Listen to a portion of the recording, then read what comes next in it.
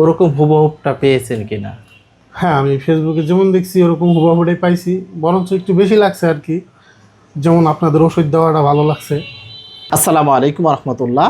আজকে আমরা কথা বলবো আমাদের একজন সম্মানিত রোগী যিনি মাদারীপুর থেকে এসেছে। তো তার অনেক বড়, অনেক ক্রিটিক্যাল একটি সমস্যা ছিল। ভাই সম্ভবত অপারেশনও করেছিলেন নাকের মাংসবৃদ্ধি পলিপাসের জন্য।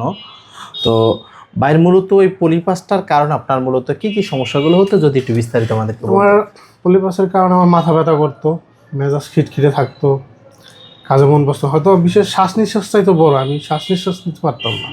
নিঃশ্বাস আটকায় থাকতো? নিঃশ্বাস সবসময় আটকে থাকতো, এক নাক বাক বন্ধ থাকতো, একটা চালু থাকতো, অনেক কষ্ট হইতো আর কি। এখন এই সমস্যাটা আপনার আসলে কত দিন যাবত, এই যদি একটু সমস্যাটা বলতেন। আমার 2012 এপ্রিল থেকে শুরু। 12। তো আপনি এটা অপারেশন করেছিলেন কবে? আমি 2014-তে মিটফুডে অপারেশন করেছিলাম। তারপর আচ্ছা। আপনার কামারি চর আছে, ওইখানে থেকে আমি মেডিসিন দিয়েছিলাম ইন্ডিয়ান এক ডাক্তারের কাছে।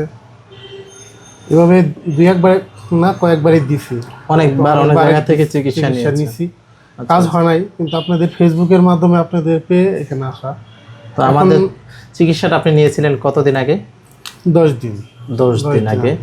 তো আলহামদুলিল্লাহ আপনি ভালো। ফেসবুকে যেভাবে দেখে এসেছেন ওরকম হুবহুবটা পেয়েছেন কিনা? হ্যাঁ, আমি ফেসবুকে যেমন দেখছি ওরকম হুবাহুটাই পাইছি, বরঞ্চ একটু বেশি লাগছে আর কি। যেমন আপনাদের ওষুধ দেওয়াটা ভালো লাগছে, এটা আমার কাছে একটু বেশি মনে হয়েছে। আচ্ছা, আচ্ছা, আচ্ছা।